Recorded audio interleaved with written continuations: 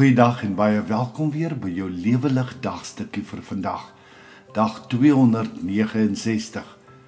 Mense met nuwe hoop. Handelinge 1 vers 11. Galileërs, waarom staan julle so na die hemel en kyk? Hierdie Jesus wat van julle af na die hemel toe opgeneem is, sal net so terugkom, soos julle hom na die hemel toe sien opgaan het.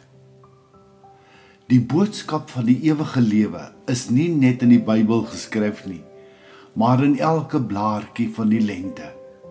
Martin Luther. Mense met nuwe hoop.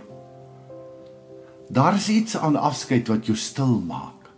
Daardie laaste hartseer totsiens waai by 'n stasie of lughawe. Jy staan net daar.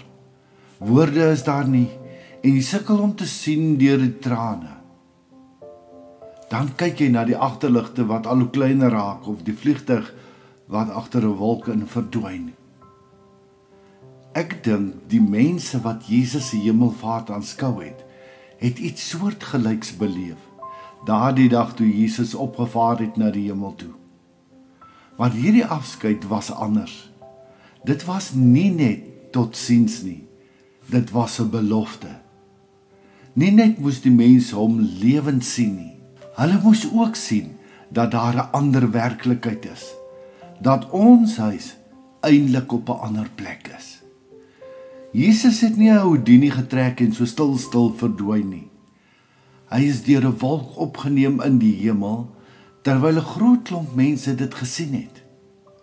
Toe het die engele verskyn en vir hulle gesê, "Hoekom kyk julle so na die hemel? Hy sal weer kom." Dit was die belofte. Dit was publiek, was sigbaar en werklik. En vir my en vir jou is dit die onwrikbare bewys dat Jesus regtig vir ons 'n plek gaan voorberei het. Hy het gesê dat hy moet weggaan, maar hy het ook beloof en gesê, hy gaan weer terugkom. Maar dit was lank terug, en al hoe meer begin ons wonder of Jesus regtig gaan terugkom. Elke dag leef ons in die oorlogrommel van hierdie wêreld. Tussen die verkeer, die rekeninge, die hartseer, die korrupsie, die moord en verniel van mense, boelie van kinders by die skool, siektes en dood. En dan word dit maklik om te vergeet dat ons eintlik net op die waglys is vir iets baie beter en groter. Dink aan daardie oomblikke wanneer jy buite staan. Die son sak stadig voor jou en jy dink by jouself, daar moet meer wees. Of as jy iemand aan die dood moes afstaan en jy wonder waar eindig alles, of wat is aan die ander kant. Of as jy oorweldig is deur onreg en korrupsie en jy smag na 'n wêreld waar alles reg is.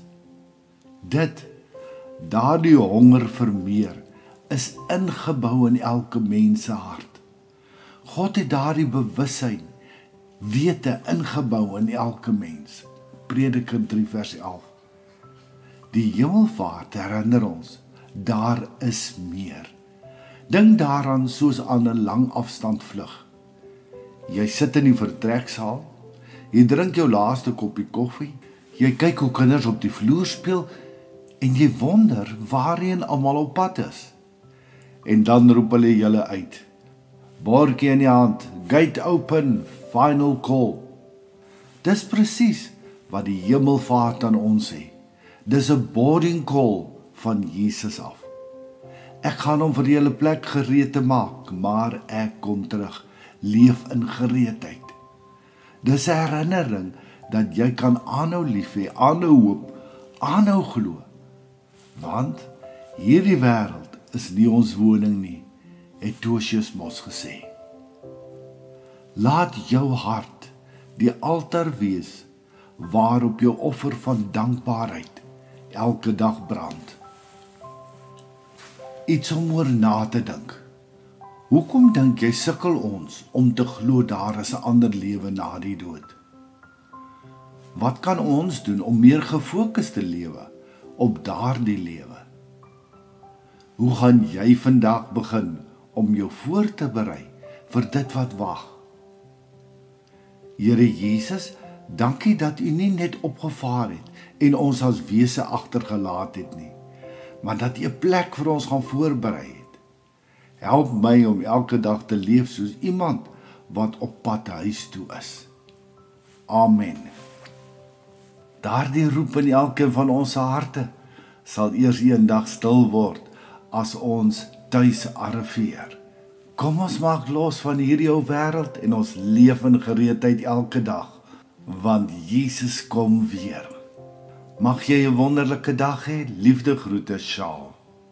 Om elke dag 'n lewendig dagstukkie per WhatsApp te ontvang, is jy meer as welkom om net jou naam en nommer te stuur na die nommer wat hier vir jou aangedui is. Stuur dit asseblief per WhatsApp. Jy is ook meer as welkom om ons Lewelig Gemeenskap Facebookblad of ons Lewelig Gemeenskap YouTube kanaal te besoek. Shalom.